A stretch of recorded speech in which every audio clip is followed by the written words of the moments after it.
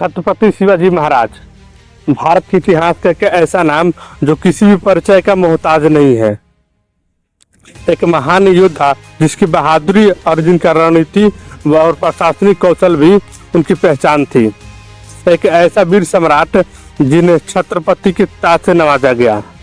शिवाजी ने अपने साम्राज्य के विस्तार करने के लिए छोटे मोटे राजाओं से जंग नहीं लड़ते थे, बल्कि उन्हें बीजापुर और मुगलिया जैसे ताकतवर सल्तनतों से लोहा लेना पड़ता था।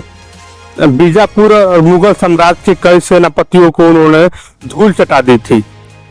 वो आखिरी दम तक औरंगजेब जैसे शक्तिशाली मुगल सम्राट से लड़ते रहे। उनकी रणनीति के सामने मुगलिया सल्तनत पस्त हो गई थी। उन्होंने कई बार औरंगजेब के सेना के दांत खट्टे किए थे। दक्षिण में साम्राज्य विस्तार करने ख्वाब देखने वाले औरंगजेब को शिवाजी महाराज कभी चैन से बैठने नहीं देते थे। बीजापुर के आदिल शाही सल्तनत से उन्होंने न सिर्फ मराठाओं को आज़ादी दिलाई, बल्कि बाद में खुद मराठा साम्राज्य के संस्थापक बन गए थे। महज 16 वर्ष की उम्र में शिवाजी ने बीजापुर के कई किलों पर कब्जा कर लिया था। वो भारतीय नौसेना के पिता थे, जिन्हें कई स्थानों पर नौसेना किलों का निर्माण कराया था। एक तरफ वो लोगों के लिए हिंदू हृदय सम्राट थे, दूसरी तरफ उन्हें मराठा गौरव का भी तंगा दिया जाता है। उन्हें हमेशा स्वराज और मराठा विरासत का ध्यान केंद्रित किया है। सवाल है कि शिवाजी ने आखिर छोटी सी सेना रखने के बावजूद भी आखिर कैसे मजबूत आदिल शाही और मुगलिया सल्तनतों के सामने चुनौती पेश करी थी। कैसे उन्होंने औरंगजेब जैसे ताकतवर सम्राट को अपनी रणनीति और कौशल से सामने बेबस कर दिया था, और उन्हें छत्रपति के ताज से आखिर क्यों नवाजा गया। आइए आज की इस एपिसोड में जानने की कोशिश करते हैं। 19 फरवरी 1630 शिवनेरी के किले में शाहजी राजी और जीजाबाई के घर एक बच्चे का जन्म होता है और उसका नाम रखा गया शिवाजी। कई लोग मानते हैं कि शिवाजी का नाम भगवान शिव के नाम पर रखा गया था, लेकिन ऐसा नहीं था।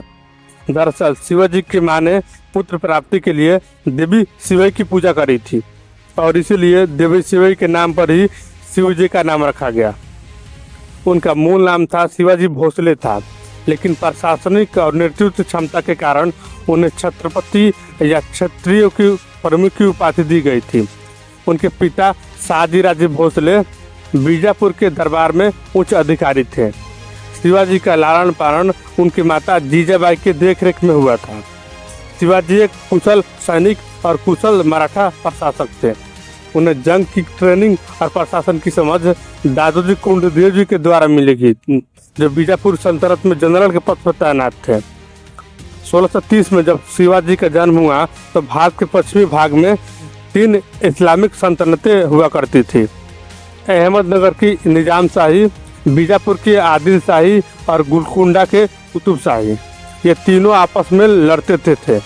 लेकिन आपस की लड़ाई के अलावा उत्तर की तरफ मुगल इन सल्तनतों को अपने राज्य में बुलाने के लिए लगातार दबाव डाल रहे थे, ताकि दक्षिण भारत में मुगलों का वर्चस्व कायम हो सके।